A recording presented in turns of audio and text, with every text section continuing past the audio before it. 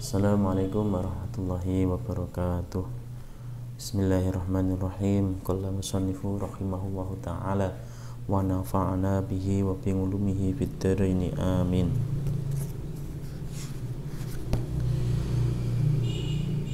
Wal maqalatu atasi atu tawi maqalah kang kaping 9. Jadi kita sudah masuk maqalah yang nomor 9. An Sufyan Ats-Tsauri, saking Sufyan Ats-Tsauri radhiyallahu anhu. Sinten niku Sufyan Ats-Tsauri? Wa huwa utawi Sufyan Ats-Tsauri iku asy-Syaikh gurune Al-Imam Malik. Kullu maksiatin utawi saben-saben maksiat nasyiatin kang cukul ngan syahwatin saking syahwat fa innahu mengkostuhune maksiat iku yurja den arep-arep apa ghufranaha ing pangapurane maksiat. Kullu maksiatin utawi pira-pira maksiat nasyaat kang cukul ngang kiberin saking sombong au dakwa utawi ngaku-ngaku al-fadli ing keutamaan fa innahu mongkostune maksiat iku la yurja ora bisa den arep-arep apa ghufraniha ngapurane Allah li'anna krana setuhune li'anna maksiata krana setuhune maksiat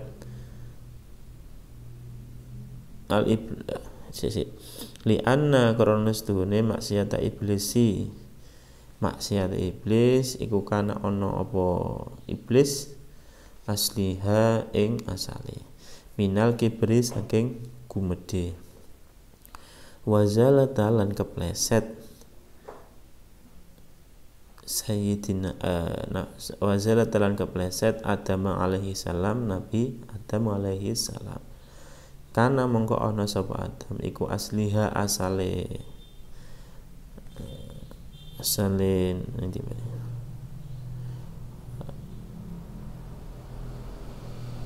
asale maksiat iku asyahwatin ing syahwat. Jadi di sini di maqalah nomor 9 ini dijelaskan bahwa ada dua dasar kemaksiatan. Ada dua dasar keinginan kita untuk melakukan maksiat. Ini yang pertama maksiat atas dasar syahwat. Syahwat itu di sini disebutkan istiyakun nafsi. Tegese istiyakun nafsi brontake awake ila syai'in maring suci-suci. Jadi berontaknya diri kita pada suatu hal. Misalnya keinginan kita untuk seperti ini, seperti itu, termasuk makan itu juga sebenarnya syahwat. Tapi nafsu syahwat itu dapat dikendalikan. Nafsu yang dalam hal kebaikan ada, nafsu dalam hal keburukan juga ada. Jadi yang pertama menurut Sufyan Ats-Tsauri sumber dari maksiat itu yang pertama adalah syahwat. Nah, kalau syahwat itu masih bisa fa innahu yurja ghufraniha. Jadi ketika maksiat itu dilandasi dari syahwat, maka kita masih bisa berharap untuk ampunan dari Allah. Sedangkan kullu maksiatin dengan kiberin fa innahu la yurja ghufraniha. Nah, sedangkan maksiat yang didasarkan pada sombong itu sulit untuk mendapat ampunan dari Allah. Kenapa seperti itu? Nah, di sini disebutkan li'anna maksiata iblisi kana asliha minal kibri. Jadi maksiat ataupun dosanya iblis, dosa para iblis itu sebenarnya dari kesombongan. Makanya iblis itu tidak dimaafkan hingga nanti. Nah, sedangkan di sini juga disebutkan wazalata lan kepleset karena asliha min syahwatin. Sedangkan Nabi Adam itu terpeleset atau masuk pada maksiat yang dilarang oleh Allah karena syahwat karena keinginan beliau untuk ngicipi buah kuldi, satu-satunya makanan yang tidak dibolehkan dimakan di surga. Tapi atas dasar bujukan setan dan bujukan iblis, akhirnya Nabi Adam juga ingin mencicipi. Sehingga atas sebab itulah Nabi Adam itu diturunkan ke bumi. Jadi kalau dipikir-pikir sebenarnya manusia itu yo rodok kemelinti lah, boleh agak berbangga diri karena nenek moyang kita aslinya itu hidupnya di surga. Nabi Adam itu hidupnya di surga awalnya, tapi karena adanya syahwat itu tadi, yaitu ngicipi buah kuldi, maka Nabi Adam dan Siti Hawa itu diturunkan ke bumi. Setelah turun di bumi, memiliki anak dan sebagainya, memiliki keturunan, sehingga sampai pada kita saat ini. Sebenarnya kita ada potensi besar kita itu masuk surga karena mbah kita dulu itu aslinya juga di surga. Tapi tergantung juga nanti amal kebaikan kita. Nabi Adam itu waktu diturunkan ke bumi itu beliau juga memohon ampun terus, bukannya berbuat maksiat lagi, tapi memohon ampun. Yang satu diturunkan di India, yang satu diturunkan di mana, di Arab. Itu ketemunya di Jabal Rahmah. Itu juga beliau, Nabi Adam dan Siti Hawa itu terus meminta ampun karena telah berbuat dosa, berbuat maksiat, yaitu makan makanan yang dilarang oleh Allah di surga. Akhirnya atas juga usaha dari Nabi Adam dan yang terpenting adalah ridho dari Allah, akhirnya Nabi Adam diangkat kembali ke surga. Maka di sini disebutkan kalau menurut Sufyan Ats-Tsauri, segala sesuatu atau segala maksiat yang didasarkan pada syahwat itu masih dapat kita harapkan ampunan dari Allah.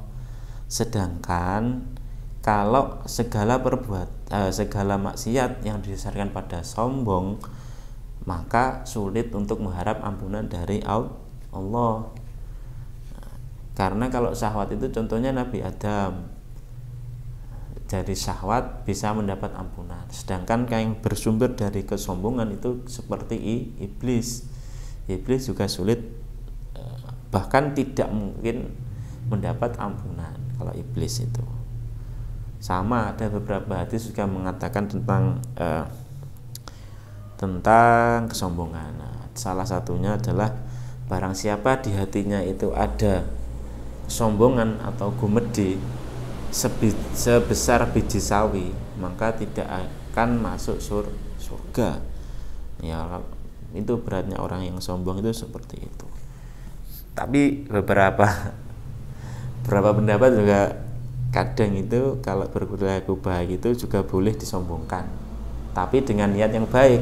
Misalkan untuk mengajak orang ataupun menyindir orang agar mau melakukan kebaikan. Itu beberapa qaul itu membolehkan. Yang penting dengan niat yang benar. Sombong dalam taat itu dibolehkan. Nah, kalau salah satu qaul itu seperti itu, salah satu pendapat. Sombong dalam taat itu dibolehkan, tapi juga sangat hati-hati. Nanti kalau niat kita melenceng juga tidak mendapat pahala, malah mendapat dosa. Jadi saya ulangi di sini makalah yang ke-9 dari Sufyan Ats-Tsauri. Beliau menyebutkan ada dua dasar kemaksiatan, yaitu kemaksiatan atas dasar syahwat itu masih bisa diharapkan ampunan Allah. Sedangkan maksiat yang didasarkan pada kesombongan itu sulit untuk mendapat ampunan dari Allah. Nah, contohnya kalau maksiat yang didasarkan pada syahwat itu seperti cerita Nabi Adam yang memakan buah kuldi sehingga beliau diturunkan ke bumi. Nah, kalau contoh dari maksiat yang didasarkan pada kesombongan itu contohnya adalah iblis. Iblis yang sangat sombong dikon sujud ning Nabi Adam lu gak gelem. Karena beliau iblis itu sombong karena iblis itu merasa jumawa. Kalau Nabi Adam itu diciptakan dari tanah, kalau iblis itu dari api. Moksok api nyembah neng tanah, yura trimo no. Zaman sekarang juga seperti itu. Itu sebenarnya digambarkan kalau zaman sekarang. Memang tanah itu biasanya kalah juga dengan api. Contohnya pembuatan bata, pembuatan genteng, itu juga tanah yang dibakar. Tapi kan kalau tanah dibakar itu, kalau dia bisa melewati cobaan dari api itu juga menjadi sesuatu yang berharga. Rata-rata misalnya Gucci dan lain itu kan juga biasanya ada yang terbuat dari tanah yang dibakar. Sama kita sebagai manusia, kalau kita bisa melewati godaan dari setan dan para iblis, maka kita insya Allah juga keluar menjadi sebuah produk yang sangat baik, bisa menjadi seperti genteng, bata yang sangat berfaedah, bermanfaat bagi umat. Ketika kita bisa dengan kuat melawan bujuk rayu dari para iblis, kita juga bisa menjadi sesuatu yang bernilai. Mungkin itu makalah yang ke-9, kita lanjutkan pada pertemuan selanjutnya. Intaha wallahu a'lam bishawab. Al-Fatihah.